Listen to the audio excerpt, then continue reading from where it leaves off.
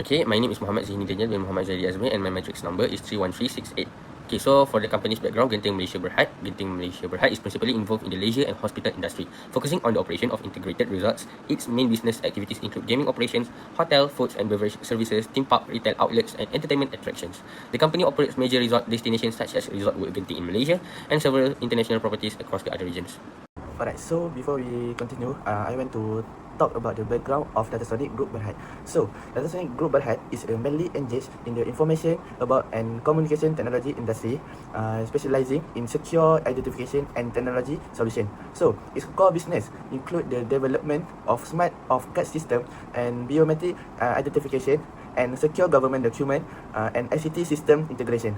The company also provide any software, hardware and data security solution for both government and commercial sector. Okay, so for financial ratio Genting Malaysia Berhad, I will present about financial ratio Genting Malaysia Berhad. So for 2.1, amounts in RM millions are otherwise stated.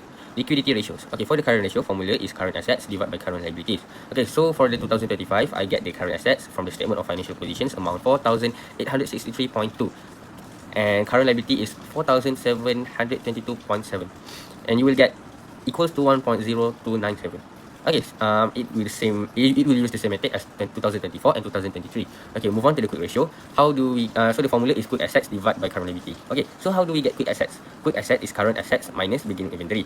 Okay, so from my point of view, in the statement of financial position, you can just get it from 4,863.2 for quick assets minus 193.6, and you will get equals to 4,669.6 divide to 4,722.7. Current liabilities equals to 0.98888.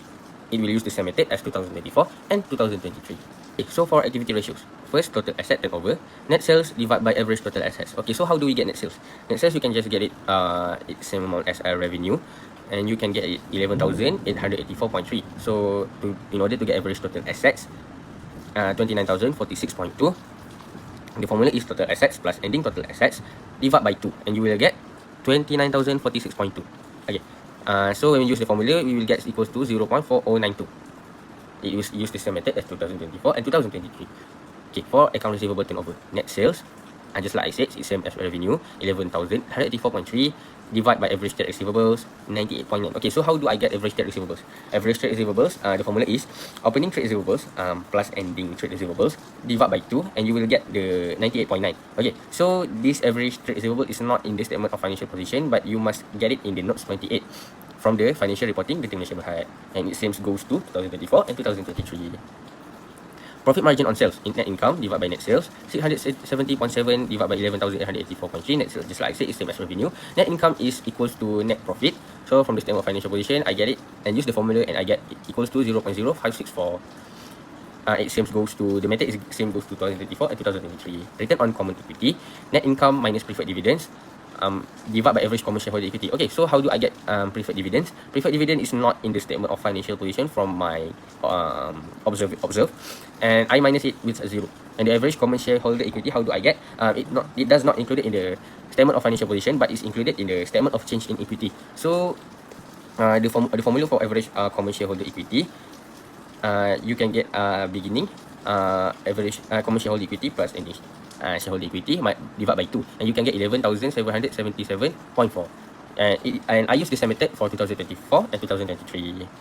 Okay, so for the last ratio, leverage ratio, firstly, debt to asset ratio, total liability divided by total assets, total liabilities, you can find in the statement of financial positions, and total assets you can find in the statement of financial position, and you will get 80,771.3 for total liabilities and 29,525.0 in the total assets, and it will go to equals to 0.6358. Debt to equity ratios, total debt divided by total shareholder equity. Okay, so how do I get total debt? Total debt is long-term borrowing plus short-term borrowing. Okay. So this kind of borrowing type, I found it in the notes of 41, and I use this method on the total debt. Okay, so for total shareholder equity, you can just get it in the statement of financial position. It was included. Okay, so I use the formula, and I get 1.0930 for the 2025. Okay, so I use the same method. Same goes to 2024 and 2023. Thank you. For the current ratio for Datasonic Berhad, in 2023, Datasonic Berhad record a current ratio of 4.13 times this increased to 4.25 times in 2025 and further improved in 4.74 in 2025. So for the quick ratio, again, the quick ratio measures the company ability to meet short-term obligation without relying on inventory. The ratio was 3.53 times in 2023, slightly decreased to 3.52 times in 2024, and then increased significantly to 4.05 times in 2025. Although there was a small decline in 2024, the ratio remained strong. The improvement in 2025 suggested that the company has a high level of liquid asset such as cash and receivable to settle a current liability. So the overall, the both of current ratio and quick ratio show a positive trend.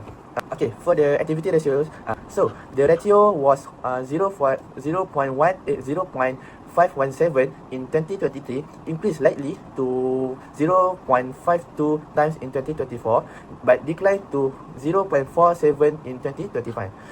This decline suggests that the company asset generate relatively low sales in 2025 compared to the previous year, indicating a decrease in operation efficiency. To the account receivable turnover, the account receivable turnover ratio measure how efficiently to company collect payment from customer. That the ratio decreased from 2.481 times in 2023 to 1.633 times in 2024 and further to 1.48 times in 2025. The downward trend indicate that customers are taking long to settle that their account, which may affect to the company cash flow management.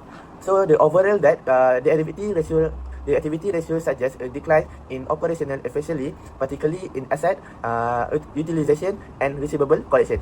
The company should focus on improving their areas on to excellent performance. Profit margin on sale. The profit margin on sale show how much profit in generate from each ringgit of sale revenue.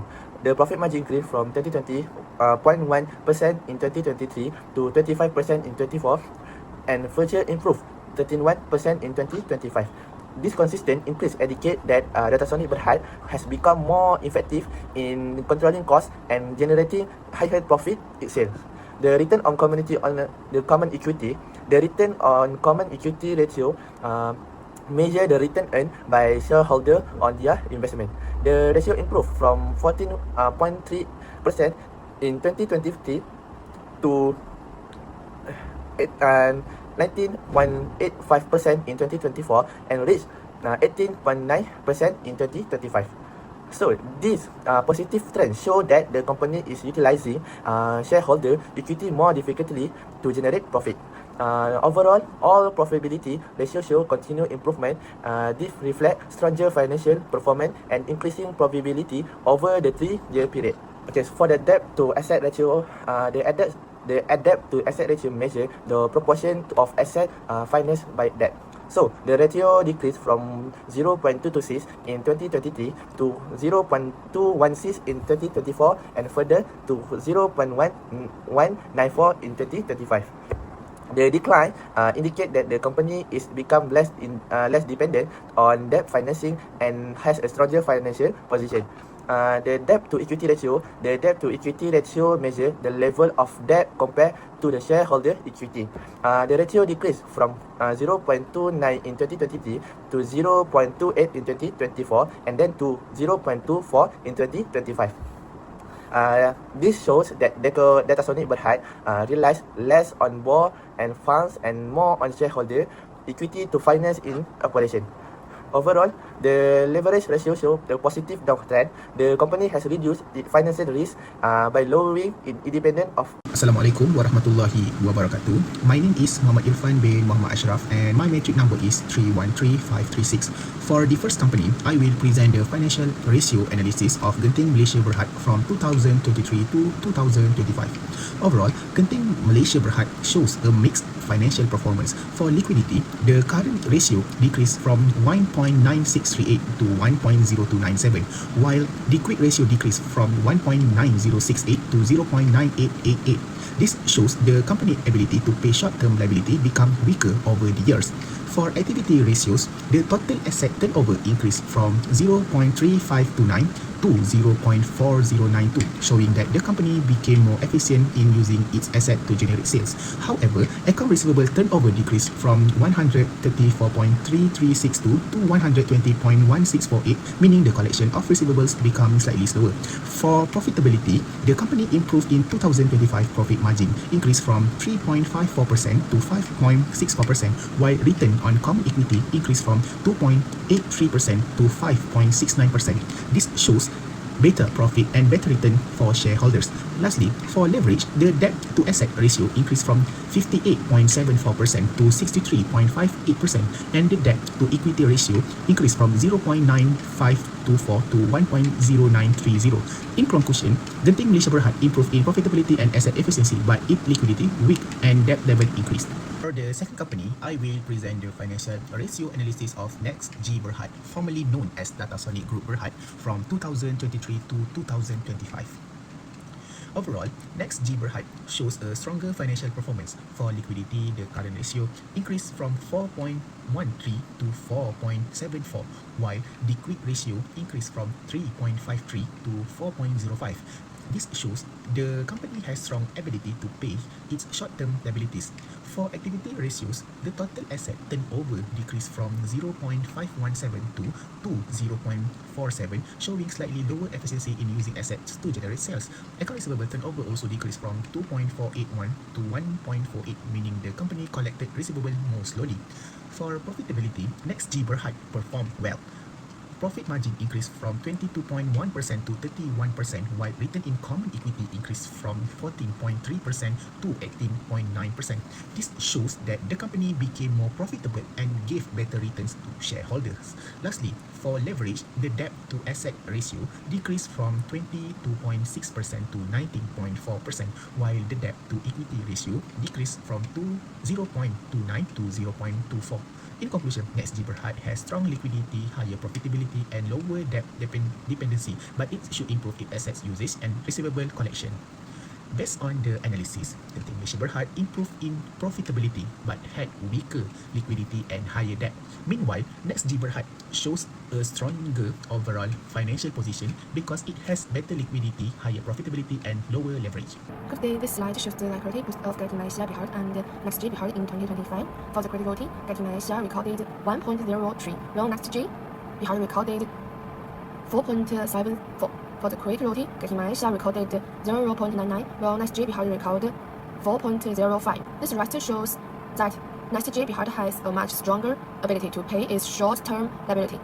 Genting Malaysia's liquidity royalties decreased over these 3 years, which means its liquidity post become bulky. On the other hand, Next G Berhad maintains a strong liquidity because of stable government ICT projects and ready cash flow. In conclusion, Next G Berhad shows better short-term financial stability and low liquidity risks than Genting Malaysia Berhad. This slide shows the activity royalties of both companies. For total assisted turnover, Genting Malaysia recorded 0.41, while Next G Berhad recorded 0.46. This means Next G Berhad used its assisted scaling more even to greater sales. For account received turnover, Genting Malaysia recorded 120.16, while Next G Berhad recorded only 1.48. This shows that Genting Malaysia completed payment from customer much faster. The reason is that money customers pay regularly is gaming, hotel, and intermittent business. Increase, Next G Berhad works on government ICT projects, while you have a longer payment period. In conclusion, Genting Malaysia had a stronger receivable collection while Next G Berhad maintained slightly wider asset utilization. Slide compares the profitability of the two companies. Genting Malaysia recorded preferred margin of 5.64%, while Next G Berhad recording 31% for return on equity. Genting Malaysia recorded 5.69%, while Next G Berhad recorded 18.9%. This result shows that Next G Berhad getting much higher profits and better return for shareholders. The company also showed continuous growth in both profit margin and return on equity over 3 years. This performance was supported by stable ICT contact and effective cost management. In conclusion, Next G Berhad achieved stronger profitability and better shareholder returns than Genting Malaysia Berhad. This slide shows the level age royalty of both companies. For the B2 assisted royalty, Genting Malaysia recorded 0.6358, while Next G Berhad recorded 0.94.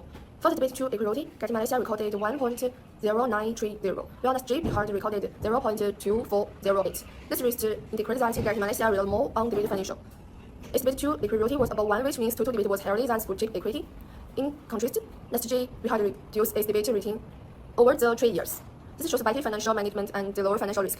In conclusion, Next G Berhad had a healthier capital structure, low level age risk, and strong long-term securities. My name is Zhang Xing 30318. I will introduce the conclusion. It has strong finance, it has plenty of cash and net debt. And thanks to long-term government contracts for teach projects, the company earns steady regular income and makes profit every year. It is a long-risk business and can grow steadily on its own. Getting Malaysia, this large group, is still recovering after the pandemic. It does not have much cash and earn a lot of money. Its profit depend mainly on tourist members, which keep changing. Market and travel rules also bring many risks to its business. In summary, energy is stable and low risk and can keep growing well. Genting Malaysia needs to cut debts and fix its financial situation first. It will help it develop steady and reduce risks in the long run.